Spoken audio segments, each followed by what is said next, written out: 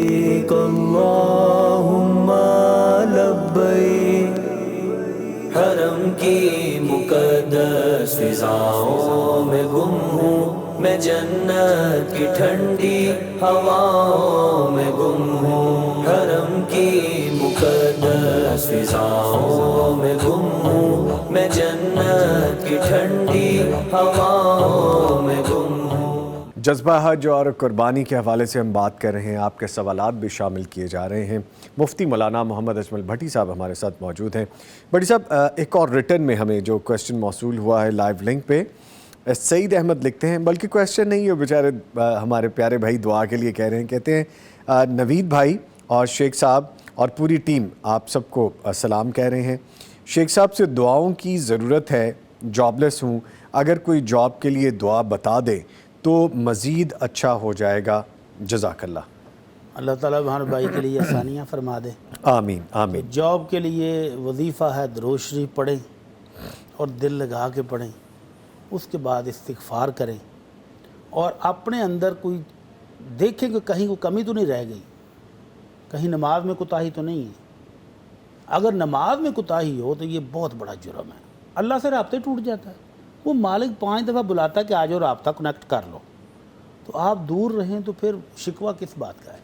تو اگر نماز پڑھتے ہیں، ذکر اذکار کرتے ہیں، دعائیں کر رہے ہیں، تو پھر انشاءاللہ ان مع العسر یسرا، اللہ تعالیٰ کہتا ہے کہ تنگی کے بعد آسانی ضرور دوں گا، وعدہ ہے اس کا۔ تو پھر کچھ عرصہ انتظار کریں، دعائیں کرتے رہیں، تو انشاءاللہ اللہ تعالیٰ وافر رزق دے گا انشاءاللہ۔ انشاءاللہ۔ عافیہ شعیب لکھتی ہیں کہ استاد صاحب اور نوید بھائی، آپ کا پروگرام بہت اچھا ہوتا ہے، اللہ پاک استاد صاحب اور آپ کو صحت والی لمبی زندگی دیں، آمین۔ شکر ہے کہ آج کے دن آج کے دن سے روز آپ کا پروگرام سننے اور دیکھنے کو ملے گا، الحمدللہ۔ الحمدللہ جی۔ سلیم لکھتے ہیں کہ آپ سب پر اپنی رحمتیں فرمائیں اللہ تعالیٰ، جی بہت شکریہ، آمین آمین۔ ٹھیک ہے جی۔ الطاف صاحب خواب کے حوالے سے پوچھیں تو الطاف صاحب میں اس طرح کرتا ہوں کہ آپ کے جو خواب ہے، ہاشم یزمانی صاحب، ان کا جب سیگمنٹ ہوتا ہے یا جب ہم صبح وطن کا پروگرام کریں گے تو میں ان کو یہ پیش کر دوں گا، آپ کا یہ میسج پہنچ گیا ان تک، اور اس حوالے سے وہ ضرور انشاءاللہ بتا دیں گے۔ جی اشفاق صاحب۔ پروین صاحبہ سمندری سے ہمیں کال کر رہی ہیں، جی السلام علیکم۔ اچھا، کال ڈراپ ہو گئی ہے جی، دوبارہ ان کو شامل کریں گے۔ اچھا بھٹی صاحب، عید کی جو نماز کے اوقات ہیں، جو وقت اور طریقہ ہے، اس کے متعلق بتا دیجئے، کیونکہ ہم آہستہ آہستہ پہنچ رہے ہیں ان دنوں کے پاس، الحمدللہ۔ نبی رحمت صلی اللہ علیہ وسلم عید کی نماز اشراق کی نماز کے وقت میں پڑھتے تھے، جی، یعنی سورج بلند ہوا، 10-15 منٹ گزر جائیں، سورج تھوڑا سا بلند ہو جائے تو اس وقت آپ عید کی نماز پڑھ لیتے تھے۔ آج کل ہمارے ہاں گرمی ہے، تو کل ایک بڑا دلچسپ فون آیا مجھے، کہتے جی عید کی نماز کتنے بجے ہوگی؟ میں کہا بھائی آپ اپنے علاقے میں پوچھو، مجھے کیا پتہ ہے۔ ہو سکتا ہے آپ کی مسجد کا پوچھ رہے ہو جہاں پہ آپ۔ نہیں، وہ میں تو ادھر لاہور میں ہوتا ہوں، اچھا تو وہ کسی باہر سے شہر سے تھا۔ اچھا اچھا، تو پھر مجھے وہ بعد میں میسج کر کہتے ہیں جی مجھے پوچھنے کا مطلب یہ تھا کہ آج کل اشراق ہو رہی ہے 5:07-8 پر، تو ایک مسجد والوں نے عید کی نماز کا وقت رکھ لیا ہے 5 بجے، یعنی اشراق سے بھی پہلے عید کی نماز۔ اتنی جلدی؟ جلدی کیا ہے بھائی؟ کیوں؟ ویسے کیا وجہ ہو سکتی ہے اس کی؟ گرمی سے بھاگ رہے ہیں لوگ، اور تو کوئی مسئلہ نہیں ہے۔ اچھا، تو اتنی جلدی نہیں کہ اشراق سے ہی پہلے پڑھ لی جائے، تو اشراق کی نماز کا وقت جو ہے وہی عید کی نماز کا وقت ہے، تو اس وقت میں ادا کرنی چاہیے۔ اچھا، کچھ نمازوں میں اس کے بالکل الٹ ہے جی، کہ وہ اتنی دھوپ چڑھنے کے بعد نماز پڑھتے ہیں کہ لوگ وہاں جاتے ہوئے گھبراتے ہیں، اور پھر اپنے علاقے میں ہے، کہیں اور جانا بھی مشکل ہے، تو پھر وہ لوگوں کو مشکل میں ڈالتے ہیں۔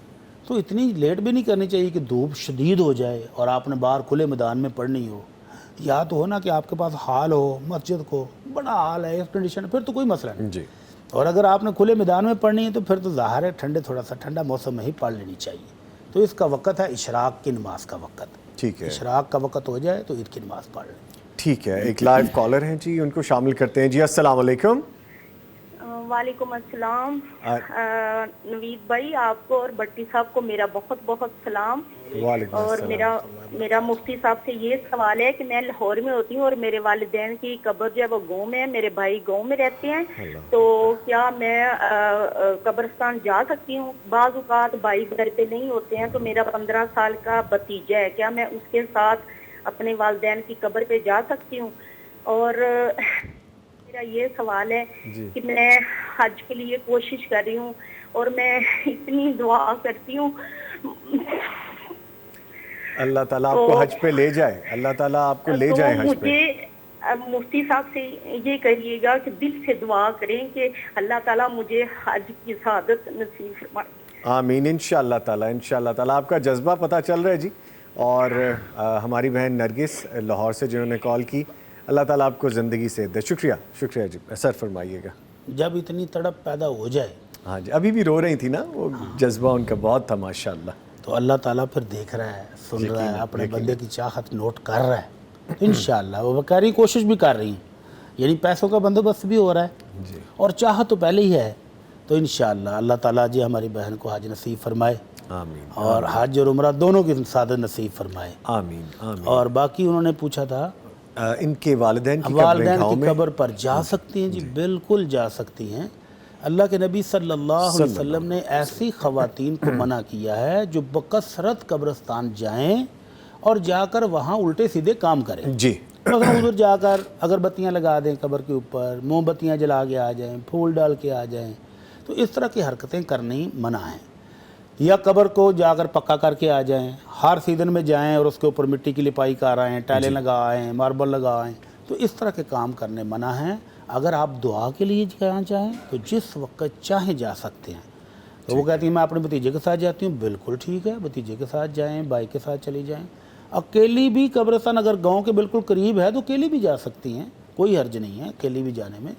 लेकिन अगर कोई उसका महरम साथ हो तो बहुत अच्छा है, दुआ करें और आ जाएं वापस, जाना बिल्कुल जाए। और जो रूटीन में ख़वातीन कब्रिस्तान जाती हैं उसकी ममानियत है, वो उस पर अल्लाह के नबी सल्लल्लाहु अलैहि वसल्लम ने बड़ी सख्त वईद के साथ कहा, लअनल्लाहु ज़व्वारातिल कुबूर, अल्लाह कि जो कसरत से कब्रिस्तान जाती हैं और जाकर गलत काम करती हैं ना वहाँ पर, तो उन पर अल्लाह के रसूल ने लानत की है। ठीक है। एक लाइव कॉलर हैं जी, परवीन साहिबा समुंदरी से। जी अस्सलाम वालेकुम। जी अस्सलाम वालेकुम जी। वालेकुम जी। मुझे मुफ्ती साहब से ये सवाल करना है कि दो भाई हैं, उनका कारोबार अलग-अलग है और वो कुर्बानी एक ही जगह करते हैं, क्या उनके लिए ये जायज़ है? कुर्बानी एक ही जगह करते हैं? एक छोटा जानवर करते हैं या बड़ा जानवर करते हैं? एक जानवर, बस एक बकरा। एक बकरा, अच्छा चलें ठीक है जी, शुक्रिया। मैं अभी जवाब लेता हूँ, सर फरमाइएगा। अगर तो दोनों भाई है ना, दोनों की मोहब्बत है, हाँ जी, कुर्बानी ली है बड़े भाई ने, छोटे को बुला लेता है, आ जाओ यार ईद मेरे पास करो, तो कोई हर्ज नहीं जी। कभी छोटे भाई ने कुर्बानी ले ली, बड़े भाई को कहा भाईजान इस ईद पर आप हमारे घर आ जाएं, कोई हर्ज नहीं। लेकिन अगर वो शराकत करे ना बकरे में, आधे पैसे तुम डालो आधे मैं डालता हूँ, बकरा ले लेंगे जी, तो बाद में गोश्त भी बांट लेंगे, तो ये शराकत बकरे में जायज़ नहीं है। छोटे जानवर में शराकत नहीं है, गाय बैल ऊँट में शराकत जायज़ है। और अगर जैसे मैंने पहले कहा है कि बकरा किसी एक ने ख़रीदा है लेकिन मोहब्बत के साथ भाई को बुला लेता कि आज ईद हमारे यहाँ करो, तो ये तो बड़ा शानदार तरीका और अगर है। दोनों पैसे मिला के एक जानवर हाँ, लेते हैं तो वो छोटा, गलत है, वो शराकत नहीं हो सकती। ठीक है, ठीक है, छोटे जानवर में शराकत। है। ठीक है। अहमद साहब लाहौर से हैं जी, अस्सलाम वालेकुम। वालेकुम अस्सलाम जी। मेरा सवाल ये है कि कार्टून देखना जायज़ है, गुनाह तो नहीं होता? अच्छा, कौन से वाले कार्टून देखते हैं अहमद आप? जी मैं देखता हूँ, बेब्लेड नाम है उनका, उसमें वो लट्टू होते हैं, उनसे खेलते हैं। बेब्लेड, एनीमे है।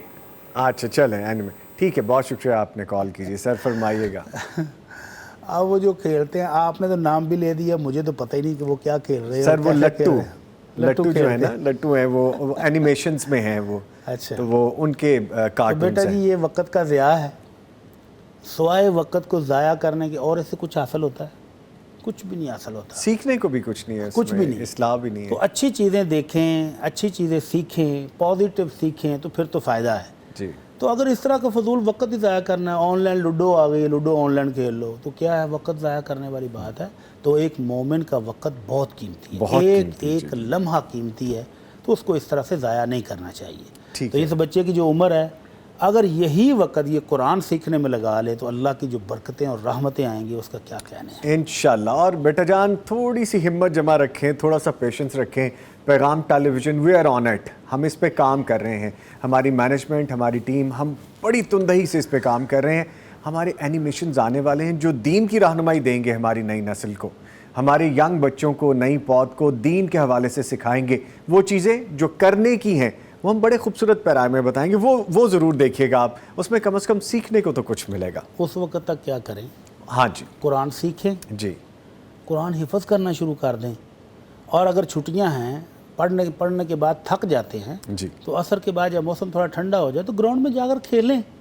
اس کا کیا فائدہ ہوگا؟ جسم مضبوط ہوگا, صحت بحال ہوگی, تو جتنے بھی کام کرنے والے ہیں وہ بہتر طریقے سے کر پائیں گے. جی تو یہ جو گھر میں بیٹھ کر بیڈ پر لیٹ کر آپ کھیل رہے ہیں نا گیمیں, تو یہ تو آپ کو بیمار بنا رہی ہیں, ذہن بھی کمزور کر رہی ہیں, جسم بھی کمزور کر رہی ہیں. تو اس کی نسبت آپ باہر نکلیں, پارک میں جائیں, کھیلیں کودیں, بھاگیں. تو یہ عمر ہے آپ کو جسم بن جائے گا, مضبوط ہو جائے گا, ہیلدی رہیں گے, آپ فٹ رہیں گے, فٹ رہیں گے, عقل مضبوط ہو جائے گی. تو اس کے بعد آپ اپنی زندگی کی تمام معاملات بہتر طریقے پر چلا سکو گے. ٹھیک ہے. الطاف صاحب دوبارہ آئیں. جزاک اللہ. نوید صاحب جی موسٹ ویلکم, موسٹ ویلکم. آپ ہمیں لکھتے ہیں تو ہم اسی لیے تو یہاں موجود ہیں کہ آپ کی بات ہم نے کرنی ہے. اور کہتے ہیں ہماری طرف سے پورے پاکستان کو السلام علیکم کہہ دیں جی. یہ جی الطاف صاحب نے انڈیا سے کہا ہے جی, انڈیا سے نہیں بلکہ جو آکوپائڈ کشمیر ہے وہاں سے کہہ رہے ہیں جی پورے پاکستان کو السلام علیکم. وعلیکم وعلیکم السلام. اچھا سر, آگے ہمارے ایک بھائی نے ہمیں ایک کویسچن بھیجا, وہ کہہ رہے ہیں کائنڈلی میرا نام نہ لیجیے گا, مجھے پوچھنا یہ تھا کہ یہ شیشہ یا ویپ اسلام میں حرام ہے کیا؟ کائنڈلی اس کا آنسر کیا ہے؟ ویسے تو جواب اسی میں ہی ہے جو آپ نے کویسچن کیا. ہاں جی, آپ نے ڈرتے ڈرتے جو پوچھا ہے نا, ہاں جی وہ آپ کا اندر کا ڈر اور خوف بتا رہا ہے کہ یہ غلط ہے. جی.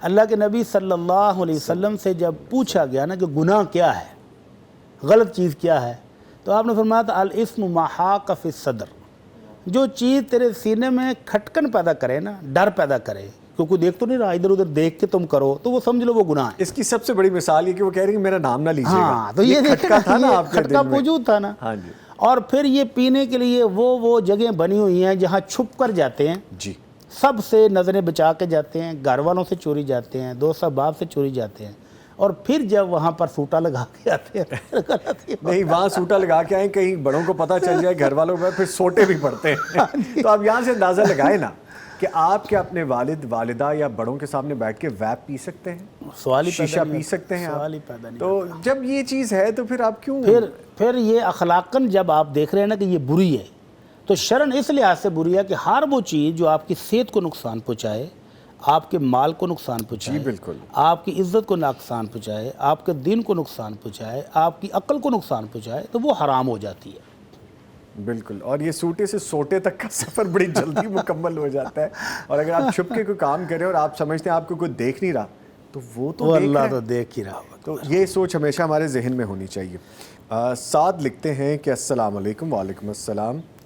اچھا جی, اشفاق صاحب نے کہا آپ بھول گئے, بریک لینی تھی, آپ سوال کی طرف بڑھ گئے. تو ٹھیک ہے جی, ایک چھوٹا سا بریک لے رہے ہیں, اس کے بعد دوبارہ حاضر ہو رہے ہیں, ہمارے ساتھ رہیے. لبیک اللہم لبیک, حرم کی مقدس فضاؤں میں گم ہوں میں, جنت کی ٹھنڈی ہواؤں میں گم ہوں, حرم کی مقدس فضاؤں میں گم ہوں میں, جنت کی ٹھنڈی ہوا